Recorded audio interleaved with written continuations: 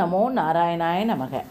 வேத்யோ வைத்ய சதா யோகி வீரகாமாதவோ மதுகு அதீந்திரியோ மகாமாயோ மகோத்சாகோ மகாபலக. நான் பாலகோபாலா பக்தை லதா பேசுகிறேன். அனைவரும் சப்ஸ்கிரைப் பண்ணுமாறு வேண்டிக் கொள்கிறேன். யாருக்காக? நம் கிருஷ்ணன் குட்டியினுடைய அருளை பெறுவதற்காக. ஒரு 5 நிமிடமும் 10 நிமிடமும் ஒரு நாளைக்கு பிசிஎஸ்ஸாக இதை கேட்டு நீங்கள் மகிழுமாறு வேண்டிக் கொள்கிறேன். ஒவ்வொரு கடவுளுடைய ஸ்லோகங்களும் கதைகளும் நம்முடைய குட்டி குட்டியாக கர்மாக்களை கழிக்கக்கூடியது. நாம் இன்றைக்கு பார்க்க போகும் திருநாமம் வைத்தியக. அதனுடைய மீனிங் என்னன்னு பார்த்தாங்கன்னா, அனைத்து நோய்களுக்கும் வைத்தியர். சொல்லும் முறை வைத்தியாய நமக. இந்த வைத்தியாக நமகத்தினுடைய எம்பெருமானுடைய பெருமைகளையும் கதைகளையும் பற்றி பார்ப்போமா? வாருங்கள், கடைசி வரை கேளுங்கள் அல்லது பாருங்கள். என்னன்னு பார்த்தீங்கன்னா, இது தக்ஷனினுடைய யாகத்துக்கு அலையா விருந்தாளியாக சென்று சதிதேவி அங்கே பலவிதமான அவமரியாதைகள் எதிர்கொண்டார். நம்ம இந்த தேவி இந்த கதையெல்லாம், சிவன் கதையெல்லாம் நம்ம பார்த்துருக்கும் போது இதெல்லாம் நமக்கு ஒரு தெரிஞ்ச கதை தான். ஆனால் அந்த கதைக்குள்ளே கதை இருக்கிறது தான் ஒரு சிறப்பே. என்னன்னு பார்த்தீங்கன்னா, குறிப்பாக அவர் தன் கணவன் பரமசிவனை தன் தந்தை தக்ஷன் அவமானப்படுத்தி அவளால் பொறுத்து கொள்ள முடியலை. அதாவது அப்படி சிவபெருமான் சொல்வார், உன்னை அழைக்கவே இல்லை, ஆனாலும் நீ என்னை மீறி போகிற, அது உனக்கு கஷ்டத்தை தான் கொடுக்கும் அப்படின்னு சொன்ன உடனே அதை மீறி போகிறா. அப்பாவுக்காகவும் வீட்டுக்காரனுடைய இதுக்காகவும் போயிட்டுருக்கா. போனோடனே அப்போ என்ன சொல்கிறாருன்னா, பொறுத்து கொள்ள முடியவில்லை. அதனால் அங்கேயே அவள் அக்னியில், அப்பா ரொம்ப சிவனை சொல்லி அவமானப்படுத்துறதுனால பொறுத்து கொள்ள முடியாதனால போய் அக்னியில் விழுந்துருவான். விழுந்த உடனே இந்த செய்தியை கேள்வியுற்ற பரமசிவன் கடும் கோபம் கொண்டு வீரபத்ரன் என்ற தளபதியின் தலைமையில் பெரும் சேனை ஒன்றை அனுப்பினான். அந்த சேனை தக்ஷனின் யாகசாலையை அழித்து தரைமட்டமாகிறது. அதுதான் வீரபத்ரனை வேண்டுனா நமக்கு நிறைய பவர் கிடைக்கும்வாங்க. தரைமட்டமாக்கிறது. தக்ஷன் மற்றும் அவனை சார்ந்தோர் பலரின் தலைகளை வீரபத்ரன் கொய்தான்னா எல்லாத்தையும் வெட்டிட்டான். அங்கிருந்து தேவர்களை துன்புறுத்தினான் வீரபத்ரன். தேவர்களையும் ரிஷிகளையும் துன்புறுத்தியது பெரும் பாவச் செயல் அல்லவா என்று அவன் என்ன சொல்கிறாரு, தேவர்களை ரிஷிகளையும் அவர் எல்லா தலையும் கொய்ததுனால இது பெரிய பாவம். அந்த பாவத்தின் பயனாக வீரபத்ரனின் மனநோய்க்கு ஆளாகி தன் மன நிம்மதியை முழுவதையும் இழந்து தவித்தான். தன் மனநோய் தீர என்ன வழி என்று பரமசிவனிடம் சென்று கேட்டார். என்னதால் பாவம் தானே. இப்போ நம்ம செய்கிறோம்ல, அது மாதிரி அந்த பாவத்தை நம்ம உணர்ந்துட்டாவே, நம்ம செய்தது பாவம் தப்பு அப்படின்னு உணர்ந்துட்டாவே நம்ம பாவம் நீங்கிறோம்னு சொல்கிறாங்க. அது மாதிரி பரமசிவன் நான் பிரம்மாவின் 5வது தலையை கொய்த போது எனக்கு இது போன்ற மனநிலை ஏற்பட்டது. அப்போது சென்னைக்கு அருகில் உள்ள திருவள்ளூர் என்ற கிருத்தாபநாசினி மனநோய்களை போக்கும் பொய்கை என்று புனித நீரில் நீராடி அந்த பொய்கை கரையில் எழுந்தருளிருக்கும் வைத்திய வீர ராகவ பெருமாளை தரிசித்தேன். அந்த பெருமாள் அருளால் மீண்டும் மன நிம்மதி பெற்றேன்.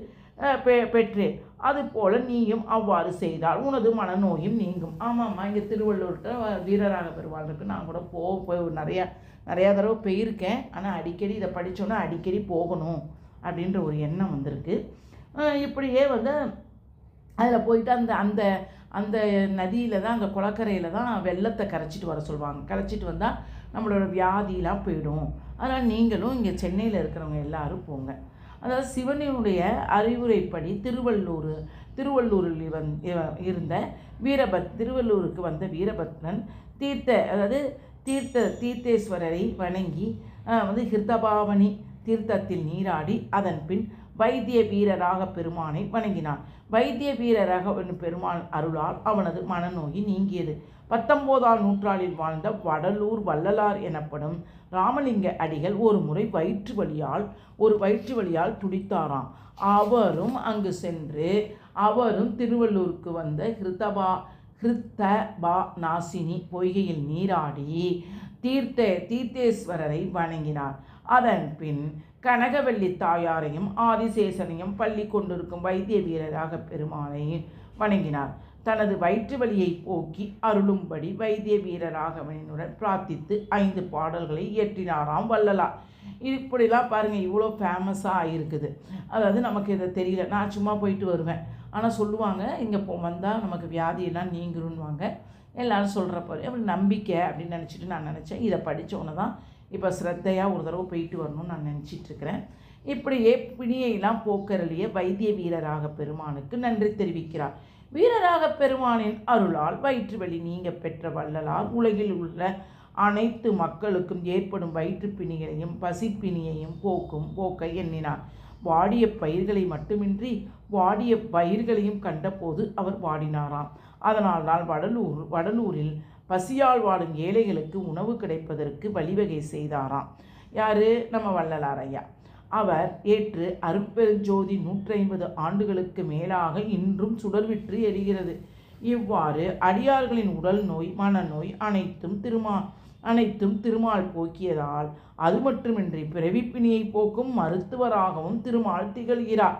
இதை நினச்சி இந்த சந்தோஷத்தை வயிற்று வலியை போக்குனவருன்ற சந்தோஷத்தை நினச்சி அவ்வளோ பாட்டு எழுதுகிறாராம் வள்ளலார் பெருமாள். இப்படியே என்று பெரியாழ்வாரும் இப்படி நிறைய பாட்டுகளை பாடியிருக்கிறார். அல்லோபதி, நேச்சுரோபதி, ஹோமியோபதி இவை எதனாலும் குணப்படுத்த முடியாத பிறவிப்பிணியை வெங்கடாஜலபதியால் மட்டுமே குணப்படுத்த முடியும். அதனால் அவர் வைத்திய என்று அழைக்கப்படுகிறார். அதனால் தான் விஷ்ணு சகஸ்ரநாமத்தில் 166வது திருநாமத்தில் வைத்தியாய நமக என்று நாம் தினமும் சொல்லி வரும் அடியவருக்கு அனைத்து நோய்களையும் திருமால் போக்குகிறார். இதான் இந்த ஒவ்வொரு சிறப்பு கதைகளும் பாருங்கள். இப்போ நம்ம போகிறப்ப என்ன சொன்னாங்க, எங்களுக்கெல்லாம் சொன்னாங்கன்னா தெரியுமா, ஐயோ போங்க அங்கே போனால் வியாதி சரியாகப்படும். இது என்னென்னா நம்மளுடைய ஒரு மீனிங்ஃபுல்லாக ஒரு கருத்து ஃபுல்லாக இதை நடந்ததை பற்றி சொன்னாங்கன்னா நமக்கு இன்னும் நம்பிக்கை வரும். அதனால தான் ஒவ்வொரு கதைகளையும் புரிந்து கொண்டு, அது இப்போ உள்ள கால பிள்ளைகள் ஒவ்வொரு கதைக்கு பின்னால் ஒரு கருத்து சயின்ஸ் பிரகாரம் இருந்தால் தான் அதையே நம்புதுங்க. இப்போ காலங்கள் கலியுக காலங்கள் ஆயிடுச்சு. அதனால தான் நான் இந்த கதையை எடுத்து உங்களுக்கு கதைன்னு இல்லை, பெருமாளுடைய சரித்திரம் இதெல்லாம். ஓகேம்மா, பிடித்திருந்தால் லைக் பண்ணவும், ஷேர் பண்ணவும், கமெண்ட் பண்ணவும். வாழ்க வளமுடன். அனைத்து சப்ஸ்கிரைபருக்கும், அனைத்து லைக் போடுறவங்களுக்கும் நம்முடைய கிருஷ்ணன் குட்டியினுடைய பாதத்தில் ஒரு தூசியாக அனைத்தும் நிலைத்திருப்போம். வாழ்க வளமுடன். ஹரே கிருஷ்ணா.